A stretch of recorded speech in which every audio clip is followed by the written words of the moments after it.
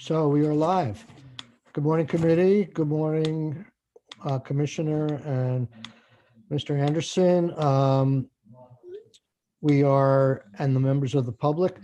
Tucker, I don't know where you fit in on you're the drafter of all the liquor bills, right? So Yes. I was going to suggest that we're probably going to spend at least a half hour with Wendy. If you wanted to go elsewhere, you could, but it might be good to listen. And I know you guys multitask anyhow while you're listening. So your choice, but I think we're going to take Wendy first.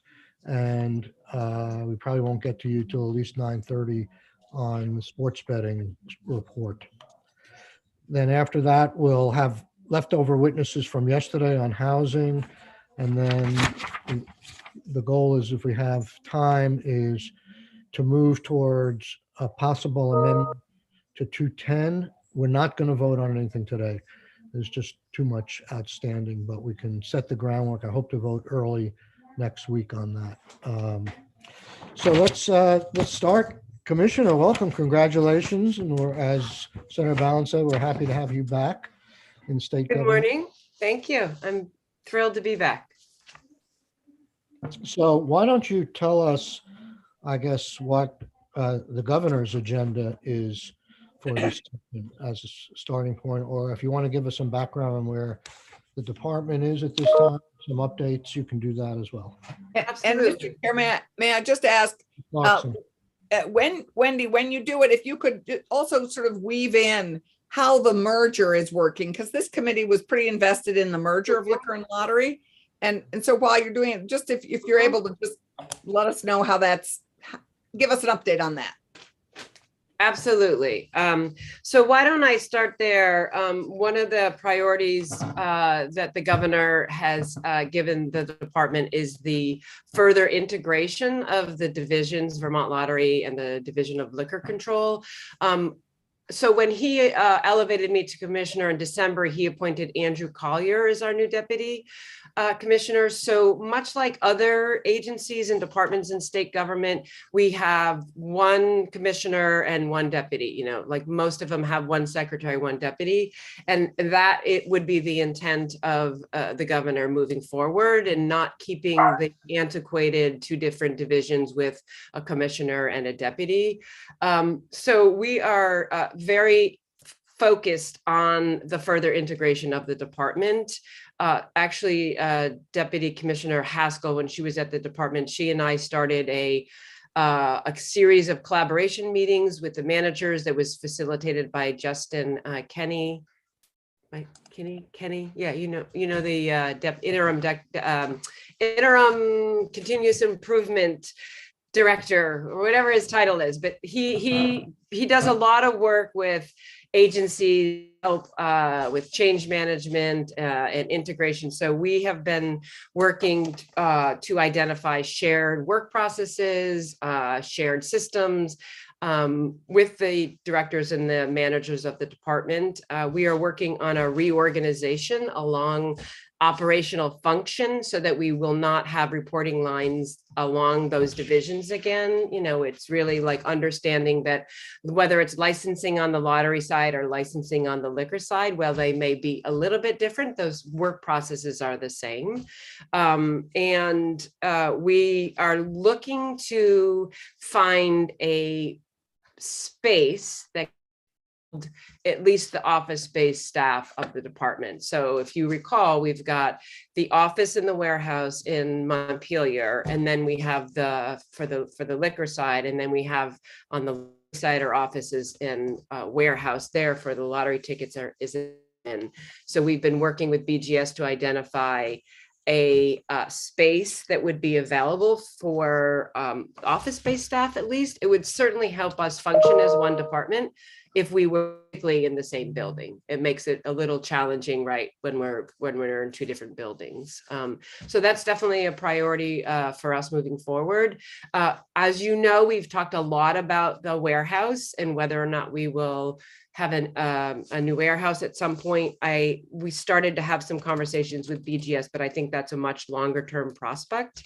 In the meantime, we're using our annex location, which is sort of around the corner. A&R has a space, so we're using some additional warehousing there. So that's definitely a priority of ours to better integrate the department. So yeah, I mean, we are full steam ahead with sales. If you want me to give you a little overview, I mean, we are probably on par this year to reach $100 million in liquor sales. So we're basically bringing in revenues of $300 million combined. So we're seeing a little, we have not seeing the sales slow down. So we're expecting to continue to see the contributions that we bring to the ed fund and the general fund.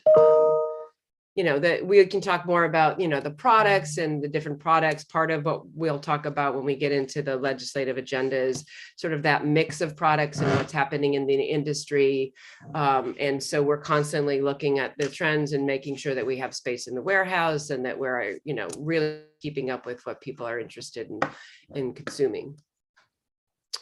Do you have any questions about sort of the operations and the integration before I get onto the legislative overview? We do have a new legislative communication liaison, which I introduced, so that's exciting. I think that speaks to our, you know, robust legislative agenda that we have for lottery this year. So we're thrilled to have Jacqueline on board. Senator Bound, did you have a question? Oh, just as we come out of this, well, not come out of, we're still in the pandemic, but when you look over the last year, Wendy, any surprises when you look at sales, when you look at what, you know, what the bright spots or the low spots are, anything that is surprising you as you come in to this position? I would say that sales, you know, what happened we saw during the pandemic was when the bars and the restaurants were closed, people couldn't go out and enjoy their cocktails at their favorite bar or restaurant. And I think that that's partly why we're seeing such a growth of the cocktail category. I think it's also driven by focus on health and wellness. So one of the things that I'm really paying attention to is the growth of non-alcoholic beverages. You know, I think partly, you know, we've heard a lot of people drinking more during the pandemic. I'm not sure that that's entirely supported.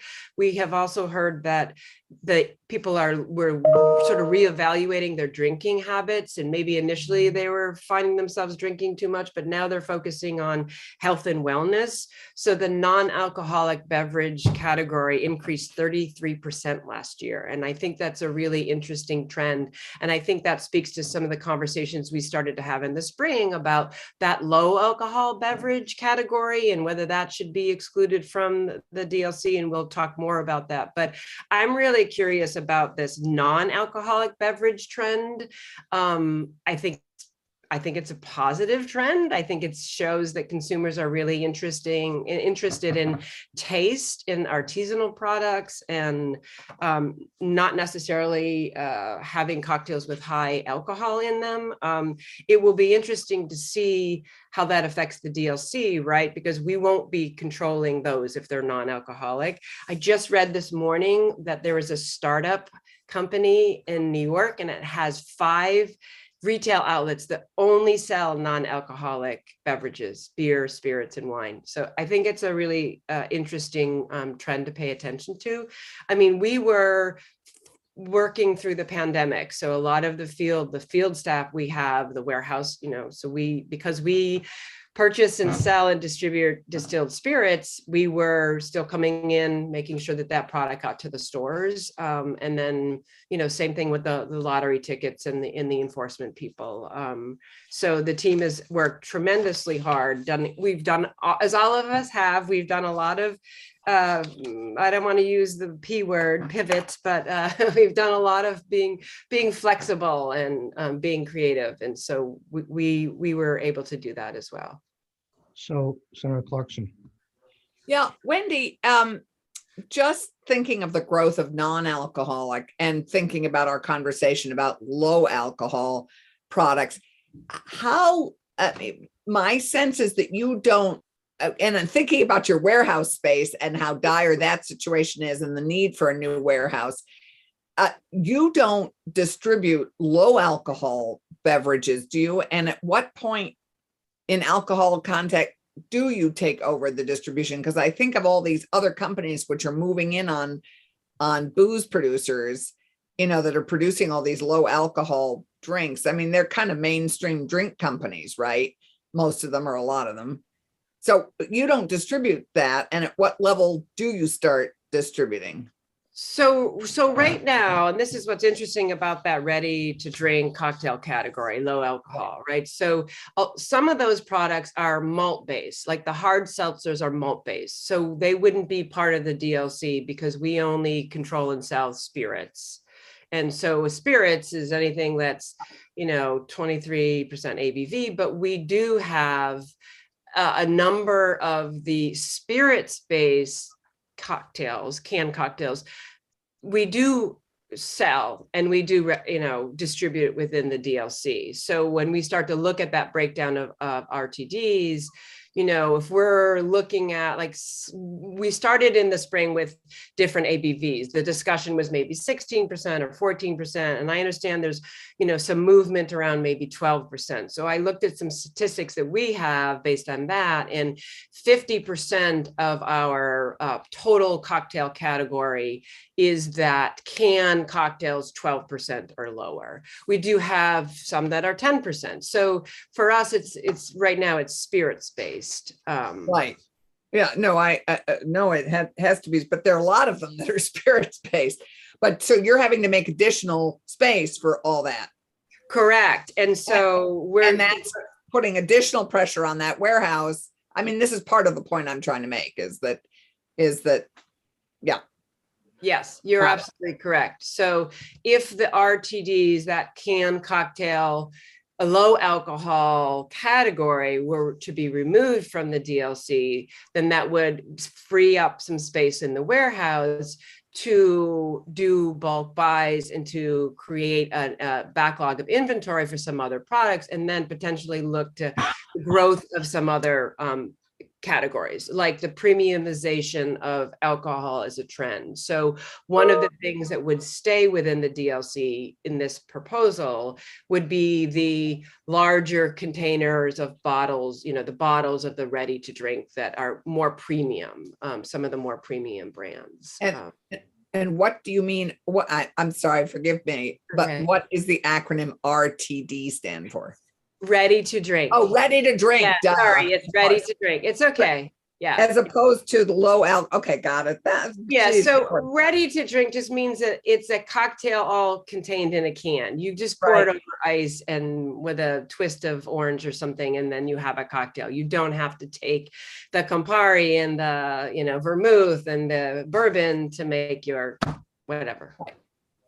Thank you. Sorry, of You're course. welcome. I should have figured that out. No, we're just starting the conversation again. So Commissioner, I have a very basic question. I'm confused when you use the word non-alcoholic, because you said beer and wine is non-alcoholic. In my life, I've never heard that. You've never heard of a non-alcoholic beer? Is that Yeah. what you mean? Yeah. No, I thought you were throwing beer and wine in the non-alcoholic category. Oh, no, I was just saying that there is a growth of non-alcoholic beverages. So non-alcoholic beers have always existed, and now we're seeing more non-alcoholic wines, and actually now we're seeing more non-alcoholic spirits. You have companies that are companies that are making spirits-based products. There's no alcohol in it. It's like botanicals and shrubs and things like that. They're meant to taste like there's a certain brand that's meant to taste like gin, but there's no alcohol in the product. Yeah. Okay. Yeah. Right, so why don't you plow ahead with your agenda for this year? And let me remind the committee that the vice chair and I met with the House people, our counterparts, and this is one area where they're going to take the lead in starting before crossover. So we will be on the receiving end of some of those things. Sports betting may be different because they don't have the support for that there that we do, so we may have to start that here. So I will start with the administration's proactive agenda for the department. We talked, I know that you're going to have, Tucker talk about sports betting, but we are actively advocating for the passage of iLottery and sports betting and what we call bar gaming entertainment. So we definitely see the benefit in having the iLottery and sports betting to help us sustain the contribution that we have to the ed fund. So basically what we're seeing is that the younger generation of players are online and mobile, and we right now don't have an ability to do that. And so we're looking to make and sustain that money that goes to the ed fund. There are 3 vendors in the lottery world, and this is, relatively new to me. So there are 3 major vendors in the lottery industry. And so there's a lot of consolidation. A lot of states, as we'll see from Tucker's conversation, are moving to iLottery and sports betting as a way to allow those younger players an option, gaming options. So when we look at sports betting, we're looking to earmark some of those revenues that we expect from sports betting for early education and after school programs. So there's a benefit to the for that as well. I think it's similar to the cannabis argument, right? Like if you look at cannabis, we're moving from an illegal market to a legal retail market. And I think the analogy is similar with sports betting. We know that's happening. It's happening illegally. And we're also leaving tax revenue on the table or off the table. I never get that right, but we're not recouping some of the tax revenue that we could be if we made sports betting legal. And I think that there's an advantage to that. I think there's also some consumer protections issues, because right now, because it's illegal, some of the players are, using offshore bookies, and there's no consumer protections there. So if you bring it in, make it a legal market, then you can offer the players some protection. And clearly we're missing out, other states around us, you'll see from Tucker's conversation that literally everyone around us is permitting sports betting, which means that they're, taking advantage of the tax revenue and we're not. So that's the argument there with the sports betting. And clearly, iLottery is another way to modernize lottery gaming as well. So we think that that's an important strategy. Has there been any objection on the iLottery that it's a different animal and there's no controls as well, versus having to go to a kiosk or into a convenience store? I have not heard that. And what I'm happy to do with the committee is we have a number of different vendors that we use and a consultant that are really experts in lottery. And if you have any questions and are interested in more the technical aspect of how iLottery would work, I would be happy to ask one of those individuals to come in and speak to the committee. Okay. By the way, it is on the table, but I have a tougher one. Is it on the wagon or off the wagon? Yeah, that's a good, I'll find that out, right? I don't know. So I want to leave room to talk a little bit about some of the, the priority that we have for on the liquor side is pretty modest. We understand that there are a lot of other people's priorities, and so we're happy to engage in those conversations about what the committee would like to see and what the state, other industry stakeholders would like to see as well. On the liquor side, a proactive agenda is, we talked about the excluding the RTDs, that certain low alcohol, whatever that percentage is that we come up with, exclude that from the control of the DLC. Part of that is the idea that whether it's made from malt or wine or spirits, if it's 12% ABV, then they should be treated in terms of taxed and regulated the same. There's no reason to keep a 12% spirits-based product in the DLC control when, you know, those equivalent products on the malt and vinous side are not. We think that will grow the market, right? We're growing the market from 78 agency stores to potentially 1,000. So we think that the state will gain in terms of those sales and excise tax revenues. The loss to the DLC is just the margin for those, and that's, in the grand scheme of things, relatively small. It's 200, I think the latest calculation we did, 265,000, losing that margin. Again, we clearly expect that that's the state's going to benefit, because it doesn't need to come from the DLC, the sales and excise tax. So if you're expanding that market, we would expect to see that increase.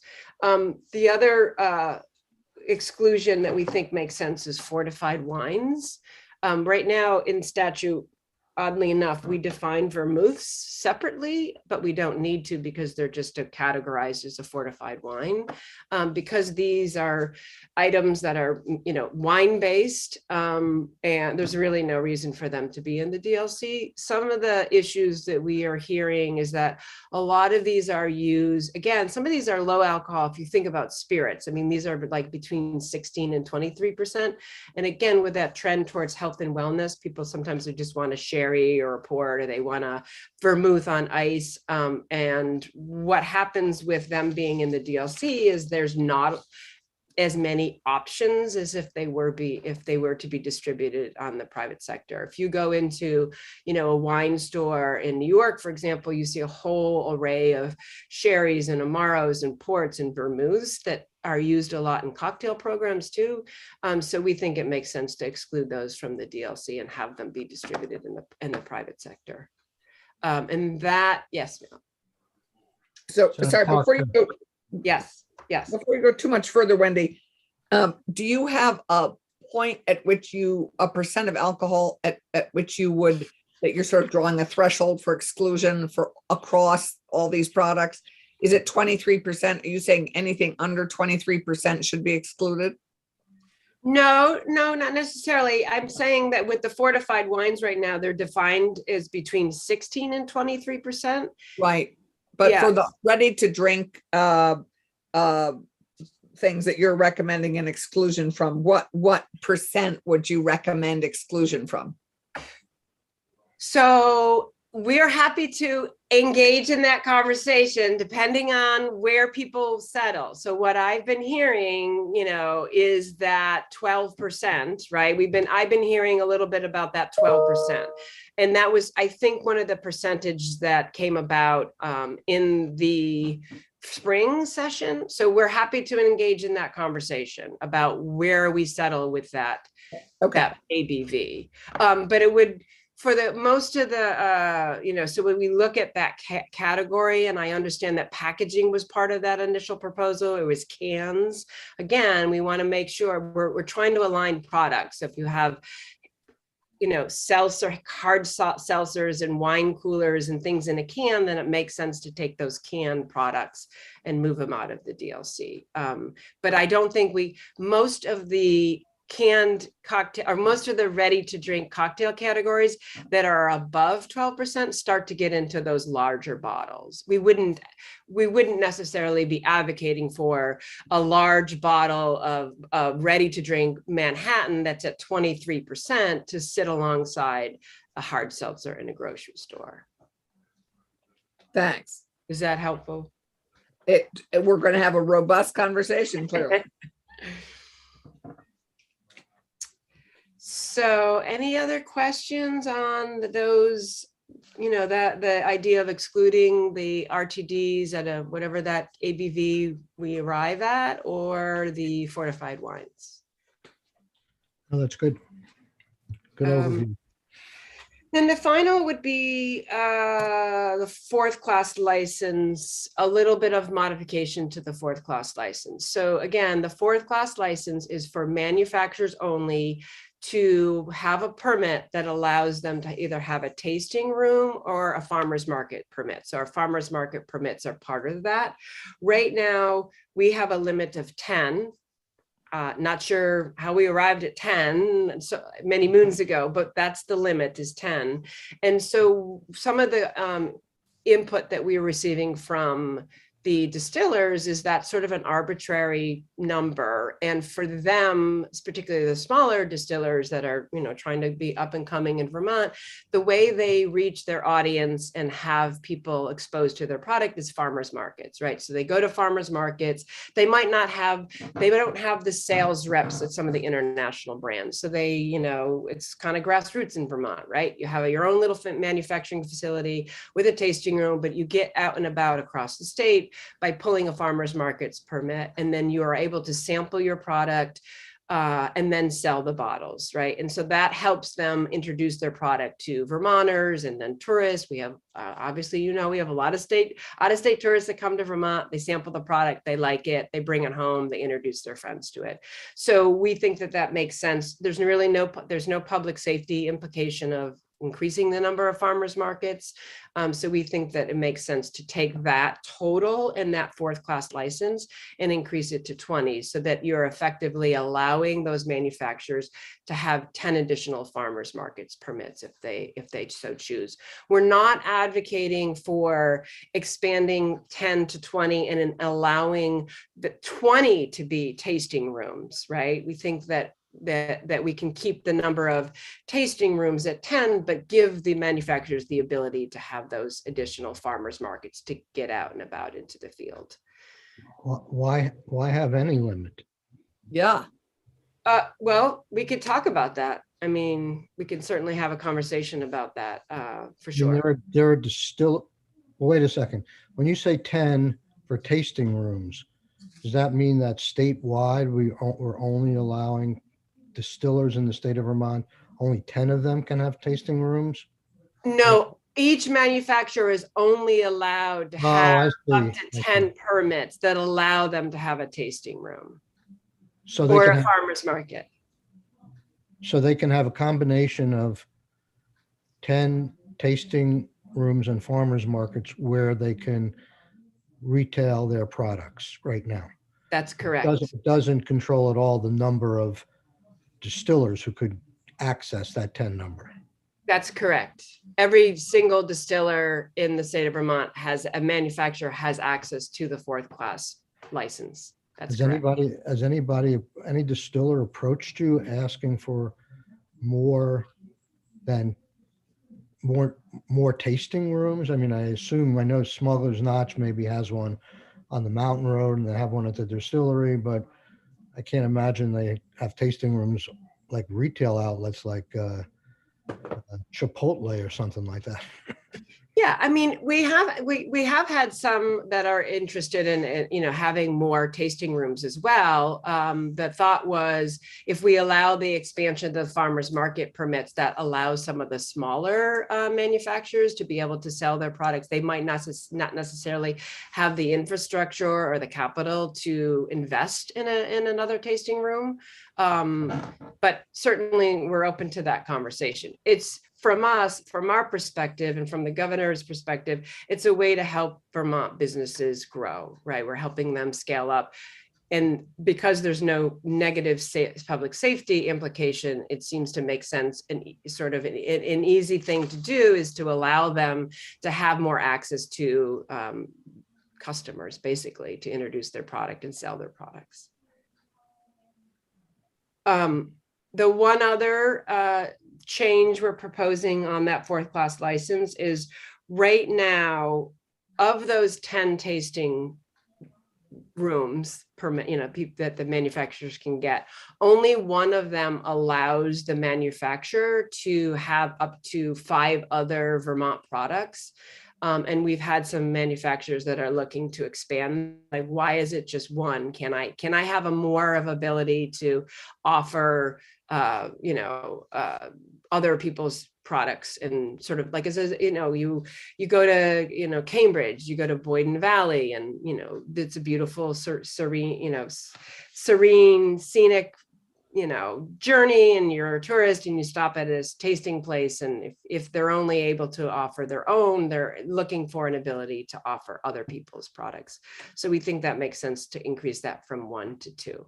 Again, just giving, growing the opportunities a little bit for the Vermont manufacturers.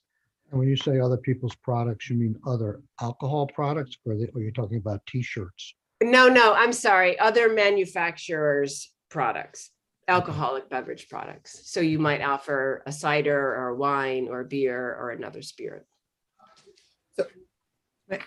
Senator Michael, Clarkson? may I? So Wendy, I don't get the big deal going 1 to 2.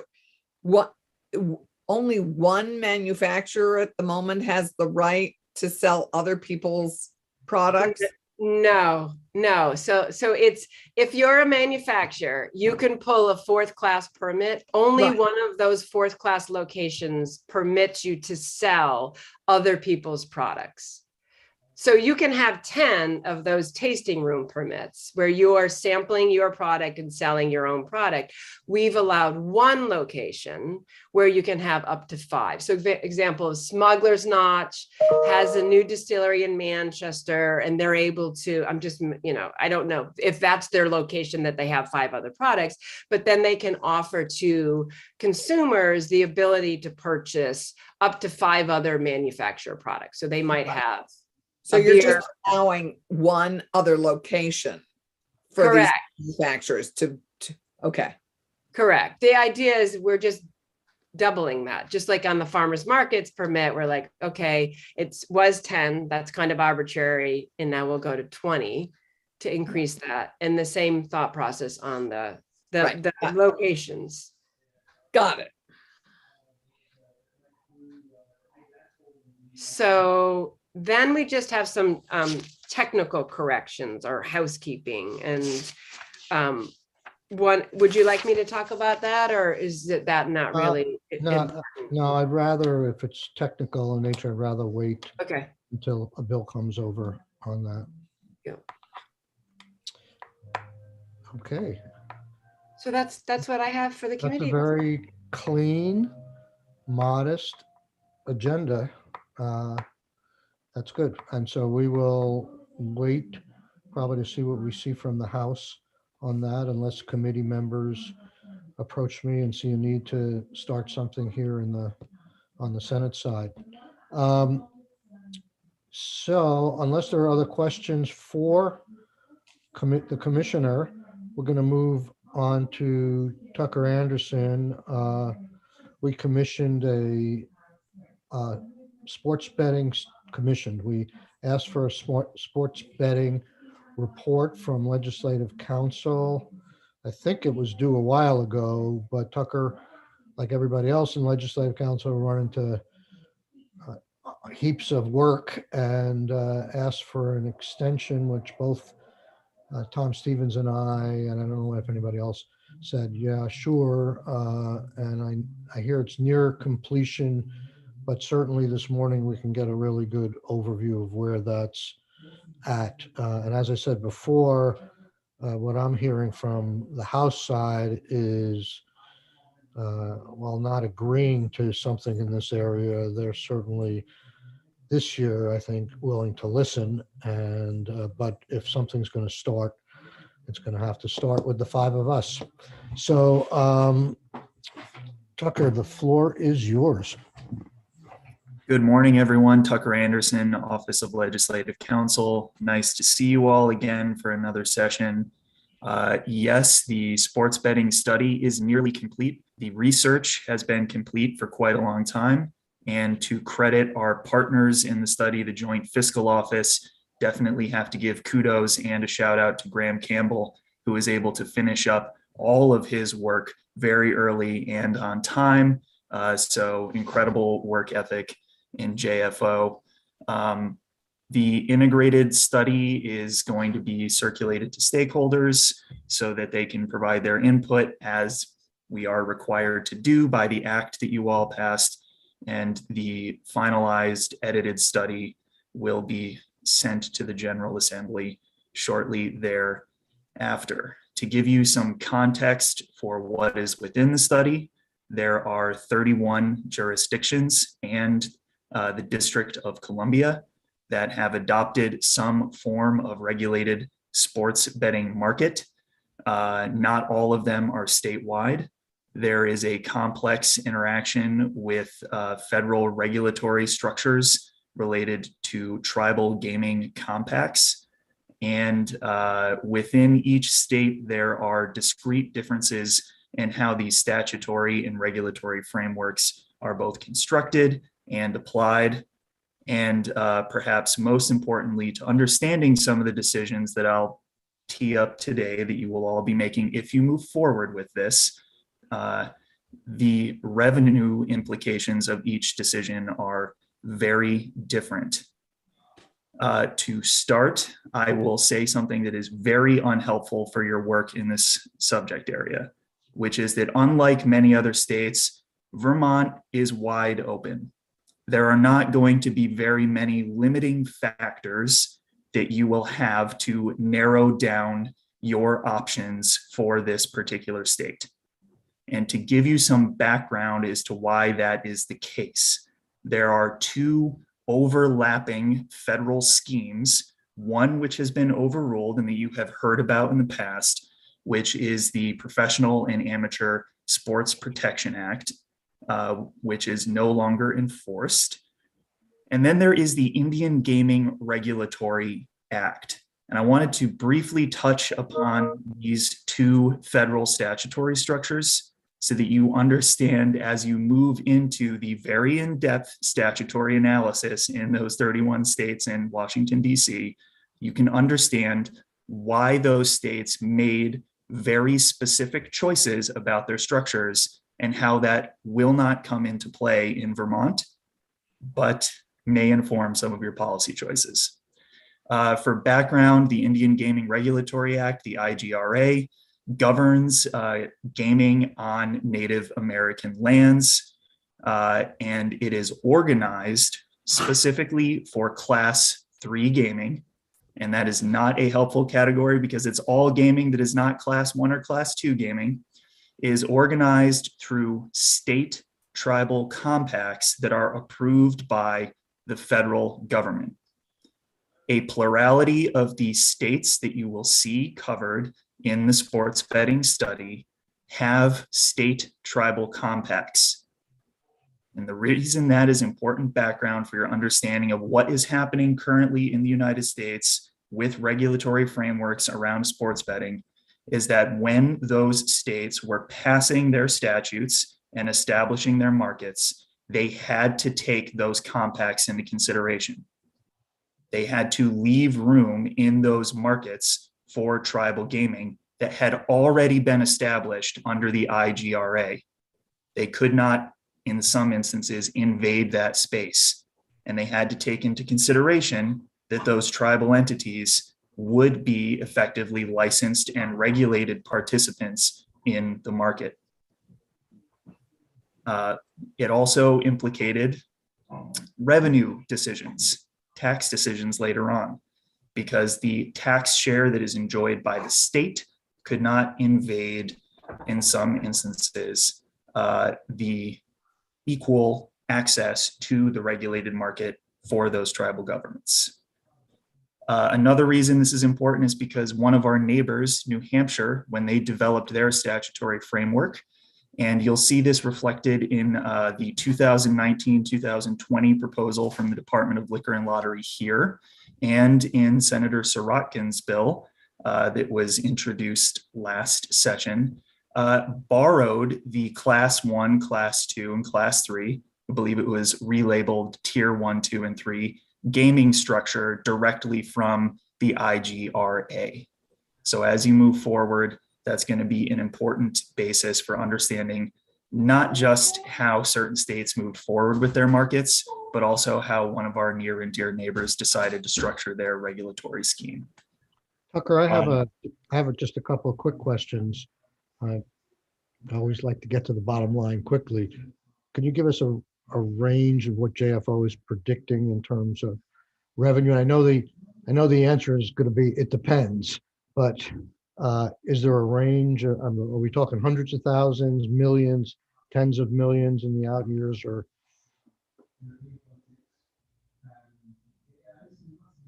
I'm going to recommend that you circle back with Graham on that, quickly scanning the revenue sections of the study in front of me. The tables cover the actual and expected revenue in each state with an active market, and then tease up some of the critical issues for Vermont, but I'm not seeing an actual projected revenue. And the reason for that is that the tax rate and the fee rate would have to be selected first. I'm assuming that's why they can't give a projected revenue. And at the end of what we discussed today, I'll touch briefly, because I don't want to invade Graham's territory, on how complicated the tax and revenue decision is going to be. And I'll move right into the Okay. first important decision, because it immediately impacts the tax. My second question was, are there a number of states that don't have Indian reservation complications that have passed laws like this? There are a handful. I can tell you that the majority of states that have passed, including New York, sports betting regulations have tribal gaming that is regulated under the IGRA. So I would say offhand that the majority of the states that you see in the study have some sort of tribal government that oversees gaming on tribal lands. Thank you. Thank you. The first important decision that is made in each one of these states is whether the state is going to control the market, or whether there's going to be some sort of system of, we'll call it tax and regulate, or a license-based system. And that first decision has enormous downstream effects, and really is the first decision that the state is going to have to make. So to highlight that, the difference is, are you going to have a state agency such as DLL be the operator of the sports betting market? Or is DLL going to license entities that are going to participate in the market? They're two very distinct models. New Hampshire and New York, the state is operating the sports betting market through a lottery, for example, or directly through the agency, and contracting with vendors. That's the state-run model. You give authority to an executive branch agency or the lottery to directly implement the sports betting system, and through contract, they then bring in vendors who are offering the actual games, but all through the state. In that model, instead of a system of taxation and fees, you have fixed revenue sharing through those contracts. And typically, under that model, the decisions that are made at the legislative level, outside of particularized integrity and security requirements, really are about the bidding process, how the executive branch of the lottery is going to be carrying out the selection of the vendors within the state, how the lottery is going to be executing the sports betting market directly. And an interesting state to take a look at is Oregon, where they have a state-controlled model, and they do both at the same time. Oregon has their own lottery-based sports betting system called Scoreboard that is operated by their lottery system. And through rule, they permit DraftKings to offer directly to patrons wagering opportunities through mobile-based gaming. So simultaneously, they have, through their rules, a contract with an individual vendor, and they're offering their own system. It's an interesting model there. On the other side of state-controlled markets, you have the licensed markets. That's the majority of states. The majority of states have moved towards a licensed system. Under that particular market system, first decision that has to be made Is this going to be mobile gaming? Is it going to be retail? What I like to call land-based rather than internet or mobile gaming. You have a plurality of states that offer both. Connecticut is an example where the state is a market participant and they offer mobile gaming, and they have, I believe, 14 retail locations that are permitted throughout the state. And I will say ahead of time that the decision to go with retail sports betting at physical locations queues up, if not for the legislature, then for the DLL, a series of very intricate decisions about how to manage physical locations and how to license them. Once you have that physical infrastructure introduced, you likely have to license the individuals who are working on, for example, kiosks, who are providing those kiosks to the vendors, and you have different security requirements for monitoring those gambling locations. Mr. Chair, can I jump in? This is Senator Ballant. Yes, center balance. Tucker, this is the first time I've heard about those retail outlets. Is that akin to like the old school OTB, the off-track betting like outlets? And curious, like how successful those are in Connecticut. Like it feels like something from a bygone era. So I just would love to know just a little bit more if you have more to share. Thanks. Sure, and that you are going to lead beautifully into the next part of the discussion here. So yes, the physical location, land-based retail locations grew out of not just your non-pari mutual race track locations, but also casinos, right? And that dovetails into the next piece, which is when you're setting up a licensure system, and you'll see this in every state covered in the statutory analysis section. Most of the states operate under a primary or master license system.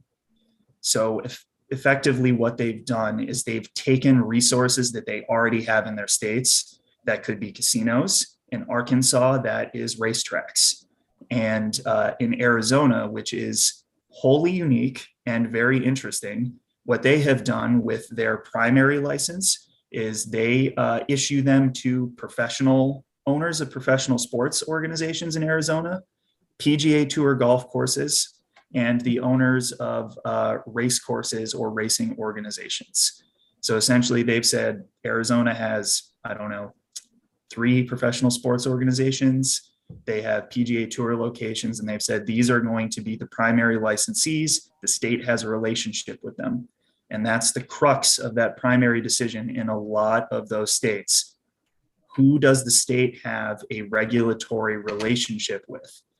In a state like Nevada with a robust background in gaming regulation, that would be your casino locations, those master licensees.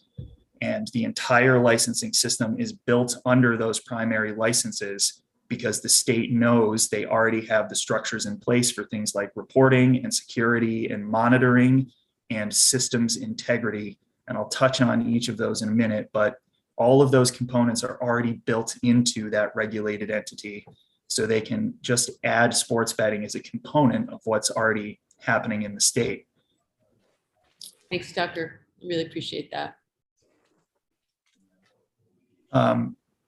Another decision that is made in every state, whether or not to limit the number of licenses. Not only does this have an impact on how effective regulation can be within the state, it determines how open the market is. And that has an impact, as I'll touch upon later, on what the tax rate might be. Some of the value of operating sports betting within a given state is immediately impacted by how large the pool of wagers is. So in a small state like Vermont, the decision about how many licenses you are going to issue is going to impact how much money can be generated by the operators, so your licensees, and therefore how much revenue can be brought in with a specific tax rate. Another decision is the state of Vermont going to act as a market participant if you have a licensure scheme. is the state simultaneously going to be offering licenses to market participants and offering its own sports betting service. What is the advantage of that? I mean, it seems like the state would be in competition with the private market. And I'm sure there are examples out there in other areas, but maybe you can tell us of some of those. But why do states choose to, if they're going to get into this, it seems they should do one or the other, but not necessarily both. But I'm sure I'm missing something. The answer is to take advantage of the state's lottery system and the resources that are already in place. So, for example, if you have 802 spirits locations that are selling lottery tickets and the state wants to have some direct revenue from the sports betting market, and you decide to go with retail land-based options, the state can have kiosks in certain state-run locations and offer sports betting directly through some sort of internalized lottery system. And I'll go back to Connecticut. That's what Connecticut is doing at their retail locations. Okay. Thank you. These license-based systems, state to state, really vary on how granular the license system becomes. And again, it depends on all of those previous decisions that I discussed, whether you're going to have retail locations or not. In general, you have license for the primary vendor, which we covered. You might have a separate license for online service providers who are going to get involved with offering sports betting in the state, or service providers for the lottery system. You also have few states that license the suppliers. So those would be the suppliers of the technology, kiosks, what have you, for the, in some instances, mobile gaming, but primarily for the retail land-based gaming. And most states, especially where there's retail locations, will license key employees and will require essentially that you have at the retail locations an employee of these primary licensees located on the premises at all times who is licensed by the state. And if I were to give you a comparison of some sort, it would be similar to regulating the individuals at a bar or restaurant who are serving the alcohol.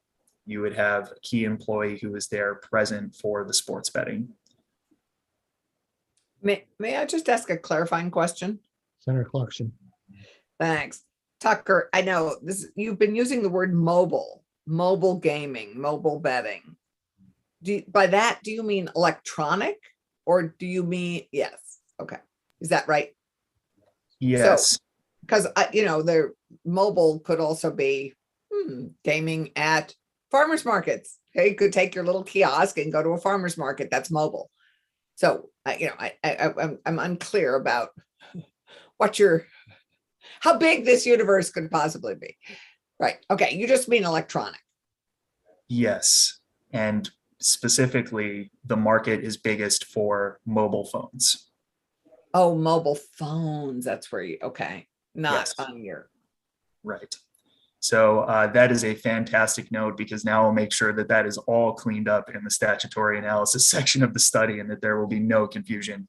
But we are talking about internet-based gaming. Okay, good. Then I think we need to talk about it as, internet-based gaming, because yes, my imagination was running amok, clearly. Matched only, I have to say, by your imagination, which is always impressive. No comment. Yeah, no. I'll rein it in. Once the license system has been established, you're going to have to determine what the fees for the licenses are going to be. And primarily that decision, as you've heard over and over again, particularly in this committee with some of the regulated markets that you handle, the fee is going to primarily be an offset for the cost of regulating the market. From an outsider's perspective, looking at the range of fees, I would say that some of these states are potentially using the higher end of fees to limit access to the market. And to briefly touch upon it, the range of fees for what I've been calling a primary license or a master license, and some states call an operator's license, is $2,000 to $20 million, Oh, my Lord. depending on the state. The latter is Illinois, and Illinois is a state that has, similar to Nevada, a very robust gambling market. And when you look through the study, you'll notice that some of those Midwestern states have a very robust riverboat gambling market that is separately licensed and that sets the basis for a lot of the other fees that are established under their licensure schemes. And an interesting note there, riverboat gambling, the licensing fees are based on the potential number of passengers on your boat. So depending on how big your boat is, it can get pretty expensive under those fee systems. Mr. Chair, I think this is a great field trip opportunity. Because riverboat gambling on the Connecticut River in February is viable, madam. We could do Madam it in Vice Chair? canoes. It could be redone in canoes and kayaks, but I think going on the Mississippi on a riverboat to experience the riverboat gambling thing would be kind of an interesting field trip. I agree. Anyway, It's a good note to take a it's break on, Friday. I I think. know I'm clearly channeling my weekend enthusiasm. Why don't we take a 10-minute break?